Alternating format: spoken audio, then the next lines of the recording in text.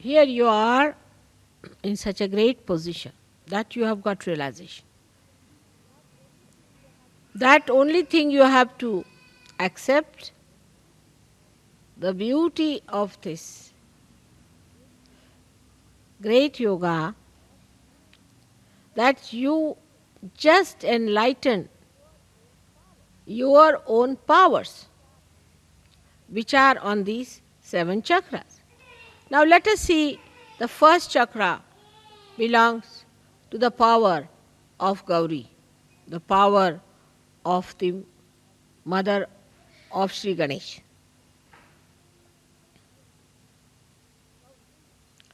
Gauri's power. Tremendous they are, aren't they? Because of her power, you have got your realization. Now, what have we done to enshrine that power within ourselves? Today, if it is the first day of Navratri, let us see what have we done. Have we been able to develop our innocence within ourselves?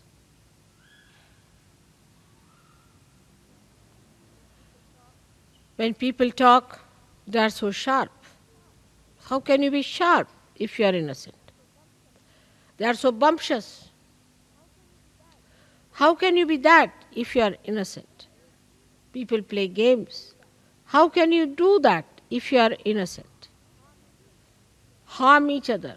How can it be if you are innocent?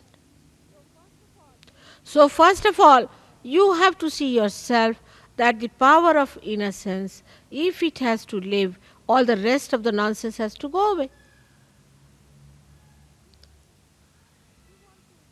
If you want to have the innocence, all that is anti-innocence has to be dropped off. I can understand about people who are ignorant, who have ignorance. Then in ignorance, of course, how will they talk of innocence? But you are not ignorant people. You are knowledgeable. You've got your enlightenment. And the power of innocence is so great.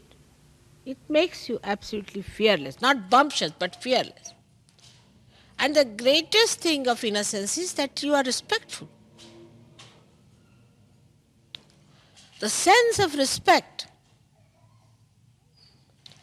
if it is not developed within you, if you cannot develop the sense of respect for other Sahajogis, for other people, for the ashrams, for the discipline and your own self-respect, then it is of no use even talking of Sahaja, because that's the very beginning of it. First, you do not respect, all right. You are bumptious, all right. You are in a big fool's paradise, as they call it, riding a fast horse. All that is there is all right, is forgiven. But once you have seen the light, you must try to get rid of all the snakes that you have been holding on to.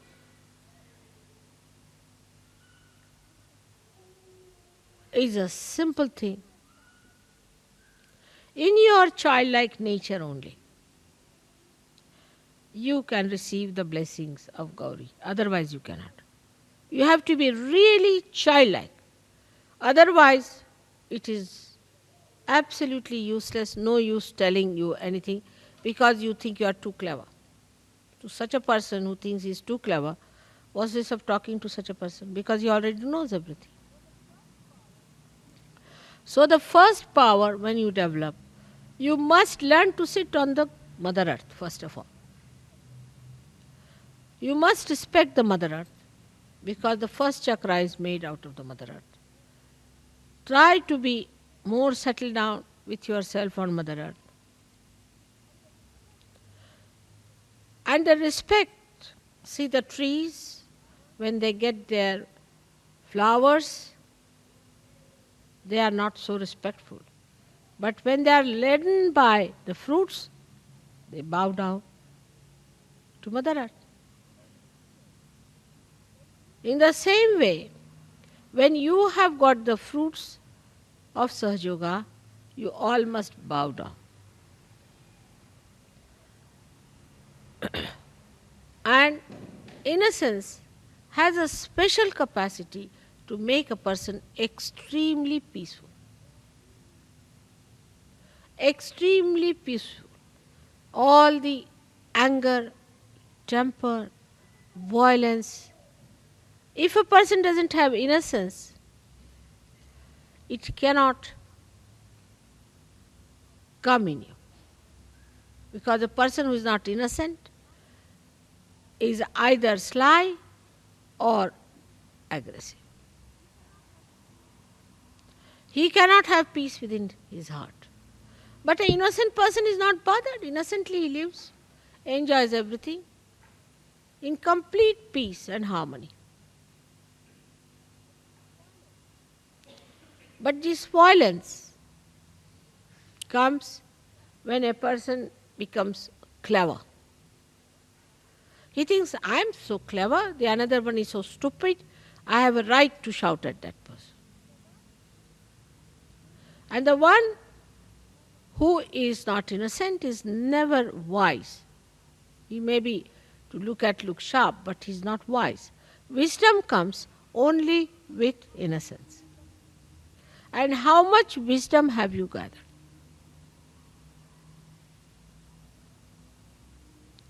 That is what one has to see. When your power of innocence increases, wisdom is apparent. People say that fellow is very wise. For example, if somebody is crying about his wife, a wise person will say, oh Baba, just look at this, still busy with his wife. Another one is crying about his house or something. He says, oh, look at this one, still busy with the house. There is no end to it. I have known people who get so swollen up that they think they must give a big lecture for 1 hour on Sahaja.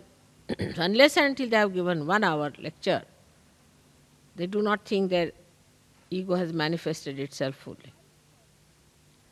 But a wise person, he doesn't have to talk or speak or do anything. He impresses his silence, his wisdom on others much more easily. And that is what we have to see. Have we been able to discipline ourselves? Because our growth is very much in the beginning of it.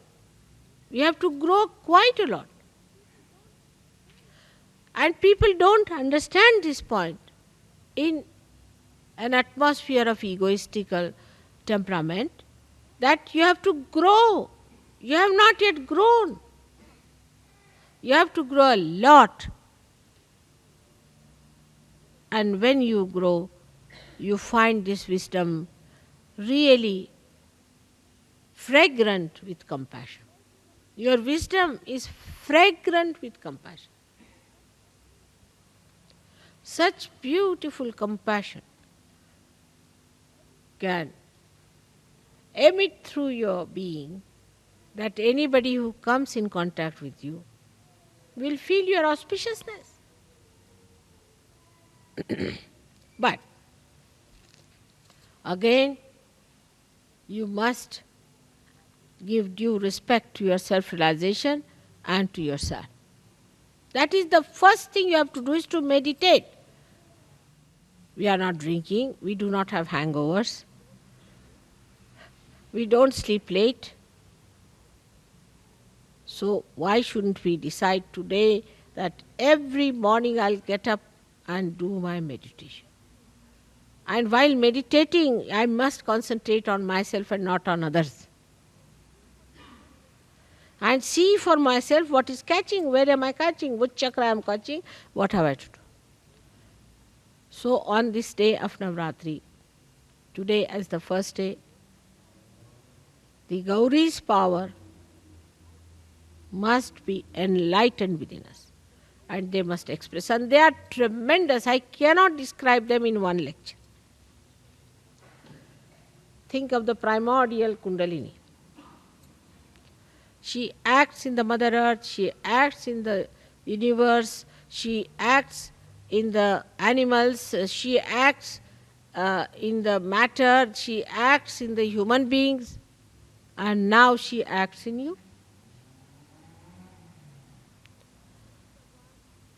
She is the one who decides the face and the figure that you are going to have. She is the one who decides what child you should have. She is the one who gives you the particular type of a child that you need. She is the one who has got you all these beautiful children. She is the one who has given you these sparkling faces and sparkling eyes. All this she has done for you. But what about the power that you have within yourself? How much have you manifested that? So try to understand that it is you who has to grow, it is you who has to manifest these powers. Manifestation of the power, I don't know how far you have understood. When a person who has Gauri's power, as soon as he enters a hall or any place, everybody's Kundalini rises just to salute.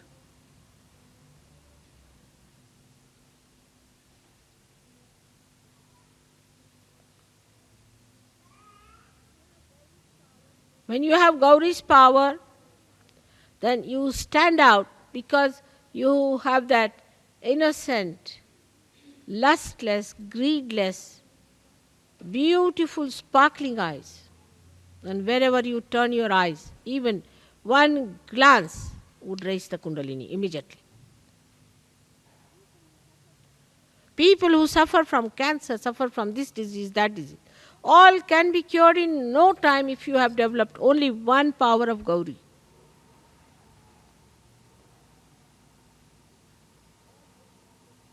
All your problems can be solved. Negativity will go away. And you will become like a lotus. Beautiful, fragrant, overpowering all kinds of negativity. Here it is, that fellow just touched me and now I have become egoistical. If there is one fellow who is egoistical, he just talks to another person, the person goes egoistical. I mean, this is not the way to be sensitive. You have to be sensitive to God and not to bad things. But we are more akin, more vulnerable to bad than to good. So the power of assimilation of good, the power of emission of good, all these powers are just in your complete reach. But all this should not become a praise, but should become a kind of a challenge, a kind of a beautiful curiosity and an advancement for you. That is why my humble request is that you must learn to worship discipline. I don't say do this, do that. You know what is to be done. And then on top of that, you should not tell me, I know, I know. When you know, why don't you do it? You are empowered. Today, let us, with full confidence in ourselves and in our ascent, let us with full intensity attend this puja and in our hearts decide that I am going to discipline myself.